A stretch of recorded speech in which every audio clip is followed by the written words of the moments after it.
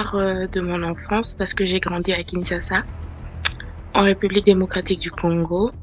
Et quand j'étais enfant, mes parents, ils se sont mariés avant que je naisse. Ils vivaient dans une maison qu'ils avaient louée après leur mariage. Mais j'ai un grand-père, donc l'oncle de ma mère qui vivait en Belgique, qui leur a dit, vu que je suis pas souvent là, est-ce que vous pouvez venir habiter dans ma maison de Kinshasa le temps que vous construisez votre maison? Et donc, quand j'étais enfant, on est parti vivre dans cette grande maison-là. C'était en étage. Le dessus n'était pas habité puisque c'était réservé à ses retours quand il venait à Kinshasa et nous, on habitait juste en bas. Alors, tout se passait bien. On n'était vraiment pas une famille très pratiquante, très chrétienne, mais on croyait à Dieu. On partait pas à l'église du tout. Mais quelques temps après, on a commencé à aller à l'église et on a commencé à remarquer des manifestations dans cette maison. C'est-à-dire, on voyait des meubles bouger, des statues qui tombaient de soi-même, des carreaux qui respiraient. Et il faut savoir que mon grand-père a travaillé pendant longtemps sous le gouvernement de Mobutu et donc il avait certaines protections mystiques qui étaient traditionnelles. Et donc ça s'est fait qu'à l'issue du fait qu'on partait à l'église, on a commencé à remarquer des manifestations dans la maison, des meubles qui bougeaient, des carreaux qui respiraient. Et pendant que la partie du dessus de la maison n'était pas habitée, il y avait des robinets qui s'ouvraient. Et chaque 3 mois, les robinets s'ouvraient, on avait la maison qui était inondée alors qu'au-dessus, personne n'habitait. On était tout le temps obligé de fermer les robinets du dessus. Alors les carreaux respiraient, c'est-à-dire qu'ils gonflaient. Ils gonflaient comme s'il y avait il y avait une force en dessous qui les soulevait du bas. Ça respirait. Et là, on a fait 12 ans dans cette maison. Il y avait des portes qui bougeaient. On savait pas pourquoi les portes bougeaient. On retrouvait des oiseaux morts le matin devant le portail. C'est en partant à l'église qu'on a commencé à comprendre que c'était vraiment un problème spirituel. Et quand on a décidé de déménager, c'est parce que ma sœur, elle commençait à rêver d'un homme qui venait pour avoir des relations sexuelles avec qui rêvait d'avoir des relations sexuelles avec elle. Et c'est comme ça qu'on est allé on est allé voir un prêtre exorciste très connu à Kinshasa pour venir prier pour nous. C'est là qu'on est parti le matin à 8h après la messe de 6h pour ceux qui savent. Et il nous a dit, vous devez quitter de cette maison aujourd'hui. Parce que les esprits, ils sont au courant. Ils sont au courant que vous voulez faire quelque chose. C'est comme ça qu'on est rentré à la maison et nos parents nous ont dit, prenez tout ce que vous avez à prendre en moins de 24 heures. On va aller habiter dans notre chantier, dans la maison qui n'était pas encore finie, tout ça. Et c'est là qu'on a commencé à tout prendre, tout ce qui était important. On a dit, tout ce qui va rester là, on part pas avec. Sinon, vous allez mourir. Ça, c'est ce que l'exorciste avait dit. Donc, on a pris tout ce qu'il y avait à prendre en à peu près de 10h à 23h. On a déménagé l'essentiel. Le reste est resté dans cette maison. C'est là, quelques temps après, on a une cousine qui avait également des problèmes de logement. Et ce grand-père-là lui a dit, vas-y, viens vivre dans notre maison, dans notre ancienne maison. Ah, ma mère voulait aller informer à cette cousine, parce que nous, on avait vécu dans cette maison-là tout ce qui était les carreaux qui vibraient, des robinets qui s'ouvraient de soi-même à partir d'une maison où les gens n'habitaient pas au-dessus. Mon père lui a dit, non, mais tu vas créer des problèmes dans la famille, tout ça, tout ça. Et c'est comme ça que ma cousine en question est allée vivre là-bas. Ma mère, ça la tenait à cœur. 2 ans après, elle est allée rencontrer cette cousine. Elle lui a dit, moi, j'ai vécu dans cette maison, j'ai vécu ça, j'ai vécu ça. On l'a vue, elle faisait déjà ses bagages pour déménager. On lui a dit, mais tu déménages pourquoi? Elle a dit, je suis mariée, j'ai eu un enfant avec mon mari et depuis que je suis dans cette maison, j'ai déjà fait 3 fausses couches. Et c'est comme ça qu'elle a déménagé aussi de cette maison. Et jusqu'à présent, cette maison, elle est restée bloquée, elle est restée scellée. Plus personne n'habite dans cette maison-là parce que y a des manifestations bizarres. Le problème, c'est qu'aujourd'hui, qu'on a déménagé, pratiquement nous tous, on a voyagé, on a quitté le pays. Mais toutes les fois qu'on fait un rêve ou on a un blocage dans notre vie, on se voit dans cette maison-là. C'est-à-dire que cette maison-là, en fait, est synonyme pour nous de blocage de plusieurs choses. Et c'est comme ça que cette maison aujourd'hui est scellée. Mon grand-père, il est mort. Même ses enfants ne veulent plus récupérer la maison là en héritage. Donc, comme on est là, on ne sait pas qui va venir voler la maison là, le terrain là, pour venir encore construire. S'il veut, il vole, mais la famille ne veut pas de la maison là. Nous tous, on a fui de là. Mais jusqu'à présent, quand on dort, on fait des rêves ou on rêve qu'on a des blocages dans notre vie académique, professionnelle ou relationnelle, on se voit dans la maison là.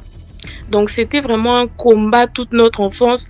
Le prêtre dit toujours à ma mère, faut être content parce que t'as pas eu un enfant qui est mort ou un enfant qui a été handicapé ou on les a pas dérangés dans leurs études. Mais jusqu'à présent, quand on a des blocages dans la vie.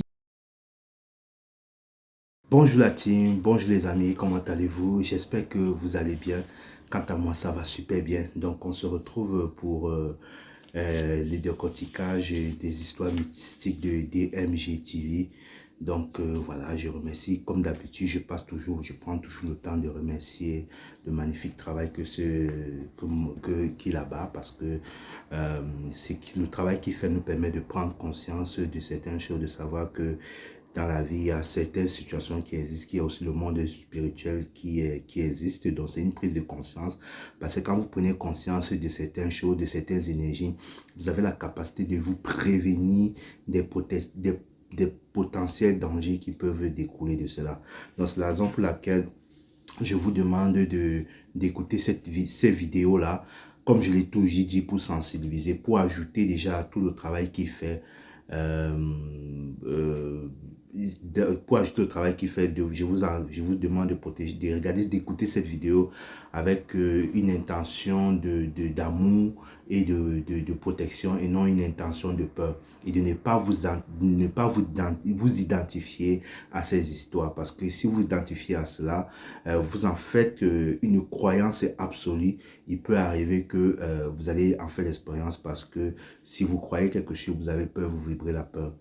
Tout simplement pourquoi? Parce que il y a une dame qui m'a contacté dernièrement et qui n'a même pas un problème quelconque et qui n'a même pas un problème de couche de nuit au fur et à mesure d'écouter ces vidéos. Bon, comme actuellement avec des hommes, ça ne se passe pas super bien. Le fait d'avoir écouté ça, elle s'est identifiée en croyant que son problème vient des maris de nuit. Et quand elle va dans cette logique-là, qu'est-ce qu'elle fait? Elle nourrit, elle charge une énergie, elle attire à elle cette expérience des grégores ou bien des maris de nuit. Et comme elle croit que c'est sa réalité, c'est ce qu'elle va attirer dans sa vie. Un jour, elle fera les couches de nuit, alors qu'au début, ce n'était même pas son énergie. Comme elle a vibré cela, c'est devenu son expérience. Donc, c'est pour cela que je vous demande d'écouter ces vidéos avec plus de retenue, d'être prudent, mais de ne pas avoir peur. Donc, on vient d'écouter cette vidéo de cette famille, voilà, qui vivait dans une maison, disons, hantée, qui était une maison qui était chargée énergétiquement. Et c'est la raison pour laquelle je vous dis... tout est énergie. Même une maison est énergétique. Donc, même une maison est énergétique. Et dans une maison est chargée non seulement des énergies des nouveaux occupants, y compris les énergies des anciens occupants, y compris les énergies des anciens occupants. Parce que le mur que vous voyez, tous ces murs-là sont des vibrations et ces murs-là aspirent, mémorisent tout ce qui est dans cette maison, que ce soit de bienveillant ou de malveillant.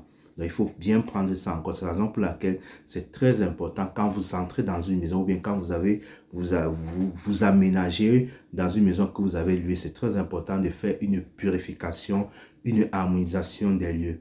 Pour ça, j'ai donné toutes les techniques par rapport à ça. J'ai fait une vidéo avec toutes les techniques, les symboles, les procédures, comment vous pouvez faire pour harmoniser un lieu d'habitation. Donc, pour ceux qui veulent connaître la vidéo, vous pouvez aller rechercher ça soit sur ma page Facebook, vous défilez, ou bien vous allez sur ma page YouTube, vous allez trouver tous ces exercices-là parce que tout est dit à l'intérieur. Donc, c'est la raison pour laquelle, voilà, cette maison est une maison qui a été construite par une personne, comme la dame l'explique bien, qui était dans le gouvernement. Quand on parle de gouvernement de Mobutu, et puis tu vois, quand on est dans ces pratiques-là, on fait plein de protections. Et en faisant des protections, on fait des pactes, on signe des pactes avec des esprits. Et quand vous signez déjà un pacte avec un esprit, il y a toujours un retour. Peut-être que son retour, c'était de dire, ok, moi quand je vais mettre... je ne suis pas en train d'affirmer que c'est réel, je suis en train de dire ça peut arriver. Parce que quand vous signez un pacte avec un esprit, c'est comme un contrat. Quand vous faites un contrat c'est donnant-donné. Qu'est-ce que je vous dis? Je vous donne la protection et en retour, vous me donnez quoi? Voilà.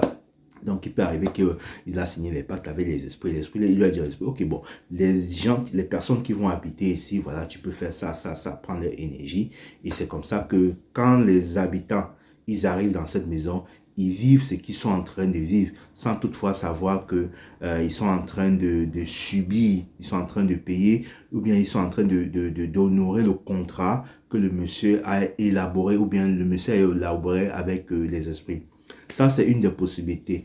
Une autre possibilité, ça peut aussi être dû que, voilà, peut-être que vous avez acquis un terrain et en acquérant ce terrain-là, il y a des personnes qui sont en train de discuter ce terrain. Soit, par exemple, si deux oncles se discutent la paternité ou bien étant propriétaire du terrain, s'il y a eu un mort qui s'est passé là-bas, bon, ça, c'est pas le cas. S'il y a les esprits qui se manifestent, ce n'est pas le cas. Mais la situation dont je suis en train de vous dire, ça peut être possible. Peut-être s'il y a un mort, il y a quelqu'un qui est mort, ou bien la famille s'est disputée le terrain, il y a eu un mort, ou bien il y a des morts. Ça peut être dû, ça peut aussi arriver que des personnes qui, les premiers propriétaires des terrains, dont le sang a été coulé là-bas, reviennent sur les lieux pour récupérer ou bien pour réclamer leur dû, même s'ils sont morts. Et pour réclamer leur dû, ils vont hanter des personnes, des occupants qui sont derrière sur ce terrain. Et moi, par rapport à ce cas, ce n'est pas ça. Le cas suivant est différent. Donc ça, c'est un cas vraiment spécifique où les esprits, voilà, qui sont sur les lieux, essayent un peu de puiser l'énergie des occupants des lieux en répercussion ou bien en recommandation ou bien en accord avec les contrats qui ont été signés. Donc cette femme qui a fait 3 fausses couches, voilà, c'est un peu ça. La petite qui est venue couche de nuit, voilà, c'est toujours ces petites manifestations comme ça, parce que l'esprit doit réclamer, vient réclamer ce qui lui est dû. Et déjà, quand ces esprits-là savent déjà que, voilà, vous voulez les attaquer, parce qu'un esprit, voilà, j'ai expliqué comment est-ce que ça se passe dans le monde spirituel, selon moi. Quand vous voulez attaquer un esprit par le feu, qui combat par le feu, ben, il va se défendre et ça va venir autre chose. Alors, si vous venez avec une autre intention, il peut y avoir des négociations et tout se passe dans l'ordre. Donc, chacun sa façon de savoir comment est-ce qu'il fait pour nettoyer un lieu énergétique. Moi, je ne peux pas venir dans un lieu énergétique en ayant l'esprit guerrier, même si j'ai porté la tenue militaire. Moi, je ne viens pas avec l'esprit guerrier parce que quand vous venez avec l'esprit guerrier, l'esprit qui est en face de vous, qu'est-ce qu'il fait? Bah, il cherche seulement à se protéger. Si vous sortez l'épée, lui, il doit sortir le bouclier pour se protéger. C'est un peu comme vous. Si quelqu'un veut vous tuer, bah, vous allez essayer de vous défendre. Donc, moi, quand je veux, si jamais on m'appelle de venir faire des protections énergétiques, moi, je ne viens pas avec cette intention de guerrier. Je viens avec une autre intention. Et puis, bon, voilà, je fais ce qu'il y a à faire. Ce n'est pas parce que le mec a fait des trucs de protection qu'il y a des esprits qui ne peuvent pas partir. Non, il faut partir. Il faut savoir comment est-ce qu'il faut dealer avec ces esprits-là. Il faut savoir. Maintenant, vous allez me dire pourquoi est-ce que cet esprit-là suit ces enfants-là, même après qu'ils aient déménagé, ils ont changé de ville ou bien d'endroit, de pays, peu importe, de continent. C'est tout simplement parce qu'il y a la trace énergétique de ces esprits-là en eux. Donc, en étant dans cette maison, il y a des pratiques qu'ils ont fait et ces pratiques-là ont imprégné l'énergie de ces esprits sur eux. Donc, c'est la raison pour laquelle, dans leur vie, ils vont toujours vivre des expériences en lien avec ces esprits-là parce que ça va les ramener là-bas ou bien ils vont rêver ils seront tout là-bas. Quand ils rêvent qu'ils sont tout là-bas, qu'est-ce que c'est? Ces esprits-là prennent un peu de leur énergie. Donc, c'est la raison pour laquelle je dis faites très attention quand vous voulez aménager quelque part que vous ne connaissez surtout pas ou bien quand vous donne quelque chose comme ça. Il est très important et primordial de purifier la maison ou bien de parler aux esprits qui sont là-bas. Et je vous ai expliqué dans la vidéo sur la purification que dans chaque habitation, il y a un gardien des lieux.